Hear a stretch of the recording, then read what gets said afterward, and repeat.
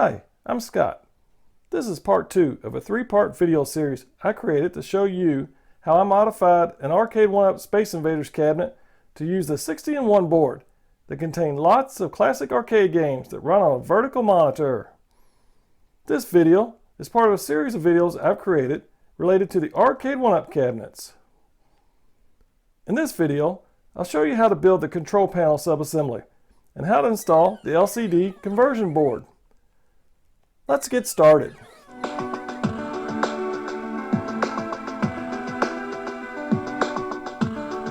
Alright, I finished installing the buttons and joystick on the control panel. You see where I got player 1, player 2. Now, instead of having the 3 red buttons here, I ordered a yellow and a white. Now, this is going to be red is going to be my fire button, which is traditional in arcades.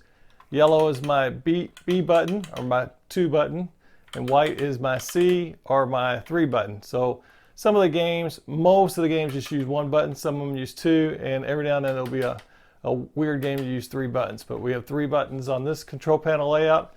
The joystick, which is an 8-way joystick for now.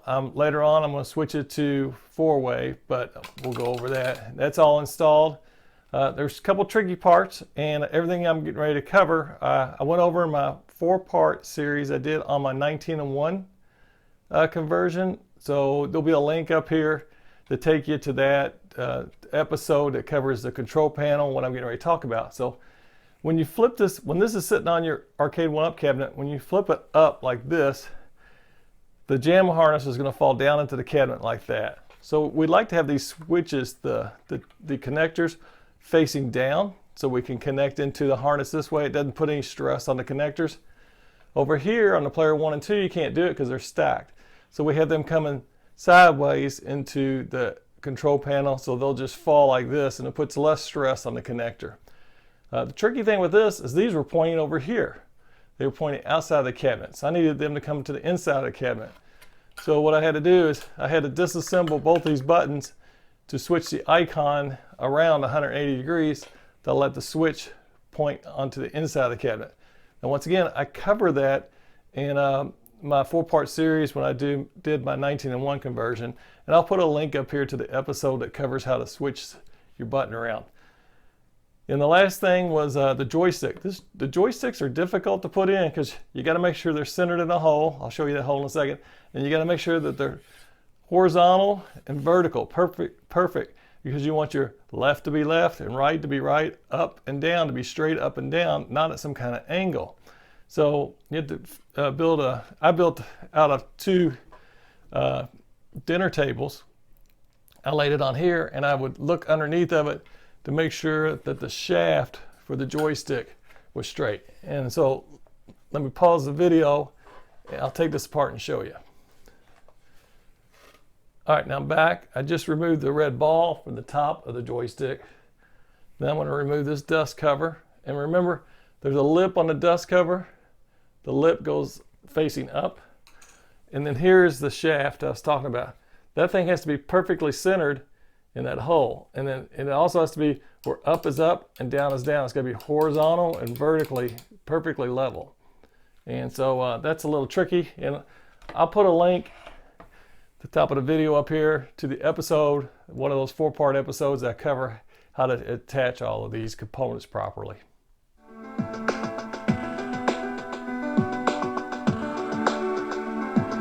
Alrighty, I've got my control panel here turned upside down, and you'll see where I've got the buttons installed and I have the joystick installed. What you'll also see that I did on my nice new control panel, by the way this is white birch, is I've identified this component as joystick player 1.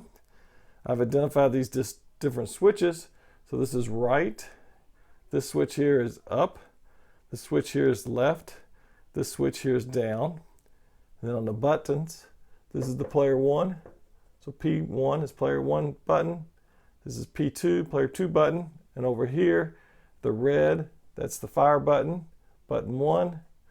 The white, the yellow here is button 2, and the white is button 3.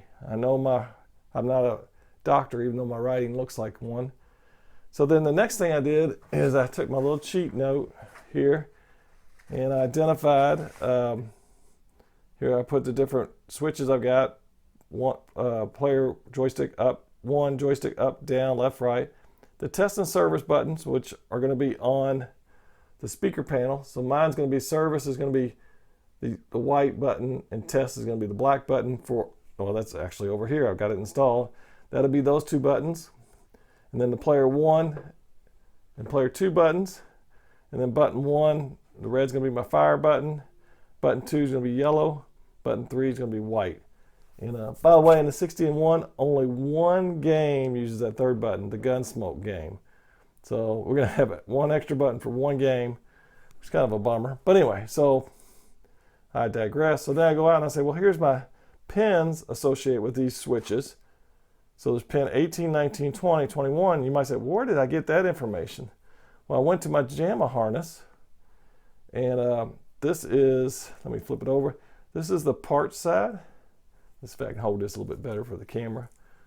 There we go. So this is the parts side. And on the parts side is player 1 information. So if I come down here, see if I can get that in focus. There we go. Player 1 is pin 18, and that's up. Player 1P down is pin 19. 1P left is 20. 1P right is 21. So that's my pin numbers. That's where I got 18, 19, 20, 21. And I did the other things for 15, 14, and 17. 17 is U, that's player 2. That's on the solder side. That's the other side of this harness. Remember, the JAMA harness has 2 connectors. So this is the part side, and this is considered the solder side. It's important. For more information, really a lot more detail on this whole process, go see my other video on what I did on my 19-1 board. I'll put a link here. It goes into this process in a lot more detail. So once I have these pin numbers, now I can go look at what color a wire is associated with each pin. So if we look at 18, the player 1 up, it's red wire. Pin 19, player 1 down, is orange. 20 is player 1 left is yellow, and 21 is player 1 right is green.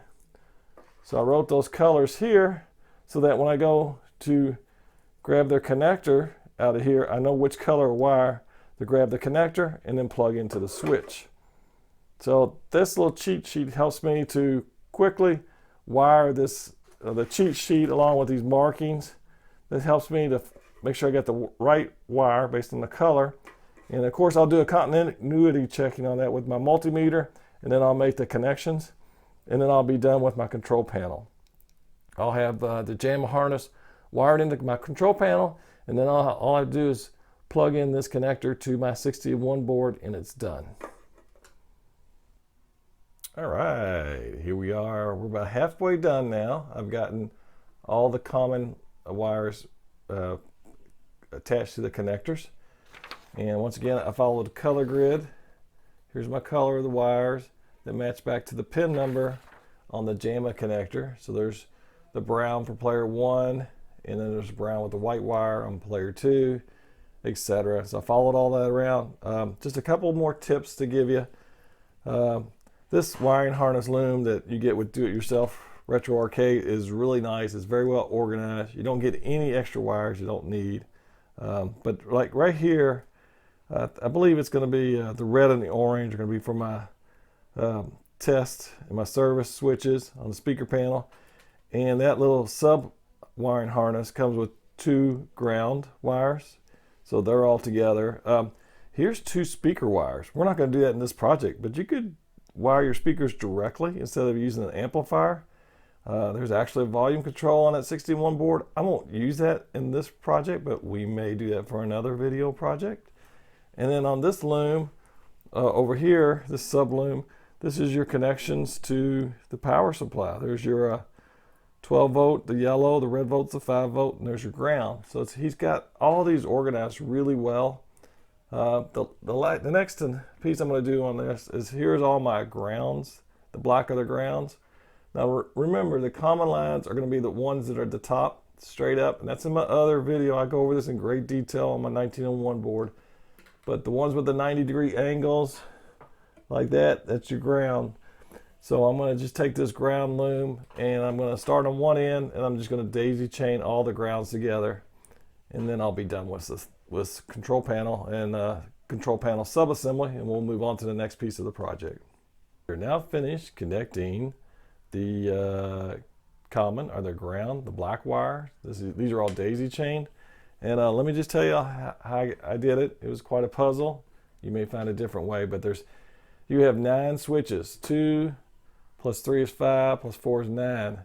The black daisy chain ground has 10 connectors, so you get 1 extra one. So what I did is I came off the main loom, and I was able to stretch all the way over to my player 1 start. Then I came to a player 2 start, and then I came back across the control panel, left one hanging. That was my extra one. And then I went into the first of the joystick. I came down to the bottom, over to the other side, up, and then I went across. If you remember from a previous part of my video, these were sticking straight up. Well, it wasn't long enough to make it, so I turned them all at an angle. And I hit this one, then this one, and then my terminator was down here, and that was 10. So that's how I got it to fit. It was a challenge. I like challenges, like mental challenges, but I just wanted to give you how I did my diagram in case you run into problems and you're trying to figure out how to run and connect to all 9 switches with this daisy chain. All right, so we're done with this subassembly of the control panel. That's it. The next time you'll see this, I'll be putting it into that cabinet, and we'll wire up the service and the test switches, and then finish running the JAMA connector down into the 16-1 board.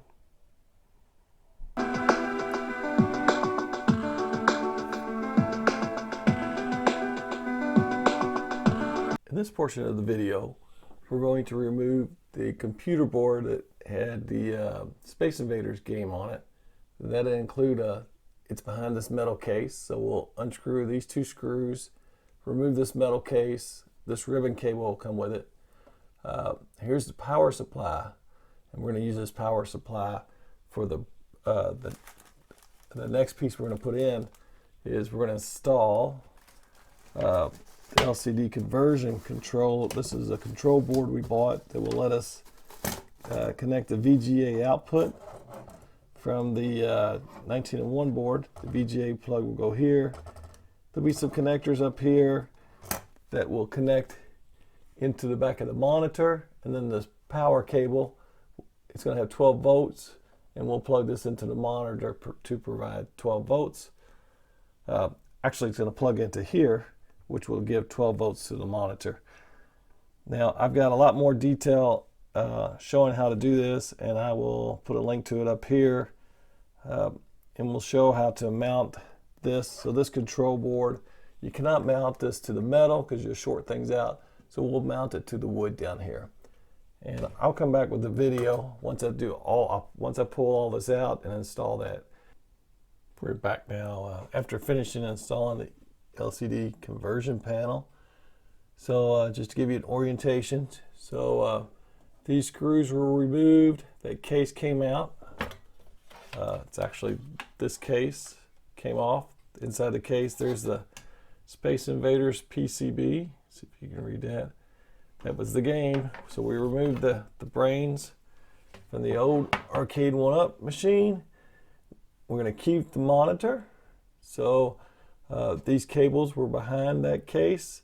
This is the LCD conversion board. So the logic comes out of the LCD panel, plugs into this board. Here's the power. There's your ground. 5 volt, 12 volt, they go into here. This will allow us to send a signal from a VGA cable, which will come off the 16-1 board. It'll convert that signal and it'll display it on your LCD panel. Now this board is specific. It goes with this monitor number, just so you know that there is some rhyme to this madness.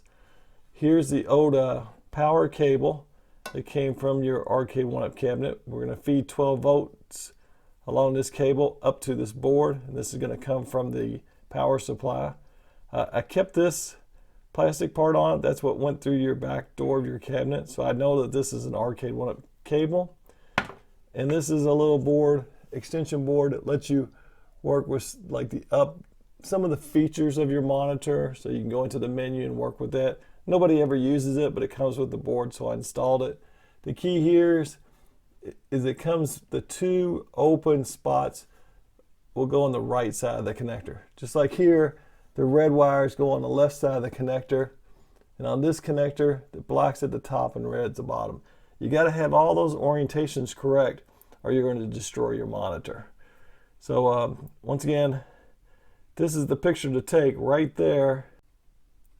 And once you take this picture, you'll want to reference it a lot, because the way these connectors go together are very important. Remember, the red wires are on the left of this black connector. Two open spaces are on the right of this little ribbon cable. And then on your white connector over here on the left, it's the black wire at the top, yellow in the middle, and red at the bottom. All right, one other thing to show you that's a little bit different. This is a vertical monitor. If you looked at my 19:1 conversion video, it's a horizontal monitor. So that monitor is shorter in the cabinet. With these cables for the vertical, they were very tight. So to not put stress on this connector, I put my PCB standoffs right here. I put them in the middle. Right there's a connector, and right there I attached them in the middle, and that allowed me to pull that PCB just up. Now this is nowhere near touching. It's got like a 1/2 inch clearance, but it allows me to bring it up closer, so these cables, especially this black cable and this connector, is not under a lot of tension. And once again, that's another advantage of these PCB standoffs. And you can get these from do-it-yourself Retro Arcade. They're not expensive. Is you could do this, you don't have to attach them to the board way down here. It basically let me cheat and bring the board halfway up.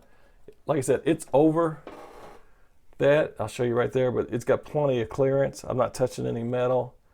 So that was a big benefit for the vertical monitor. So just kind of keep that in mind. If you're ordering parts from him, I would highly suggest you get those PCB standoffs. They're cheap. I don't know, $1 or 50 cents a piece, something like that, but they're worth the money.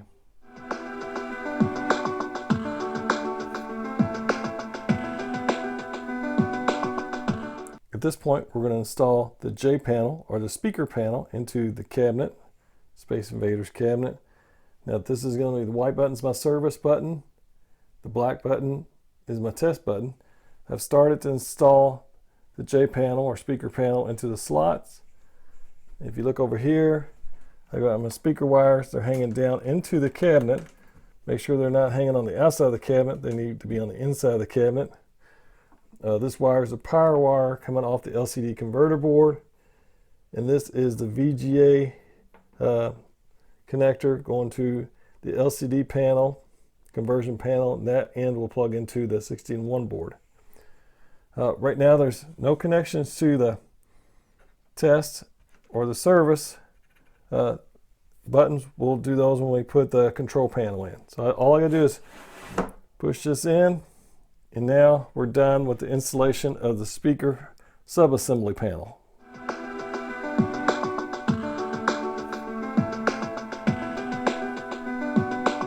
That wraps up this Arcade1UP video, part 2. This shows how to convert an Arcade1UP cabinet to use a 16:1 classic arcade vertical games board. Be sure to watch the next video in this series, the conclusion, as I'll show you how to install the speaker subassembly, the control panel subassembly, and the power supply components. For automatic updates of when I add content to my YouTube channel, go ahead and subscribe to my YouTube channel by clicking on the red subscribe button. And don't forget to ring that bell. If you like this video, then click on the thumbs up button. If you dislike this video, then click on the thumbs down button. Please leave any positive feedback you have in the comment section below. Thanks for watching.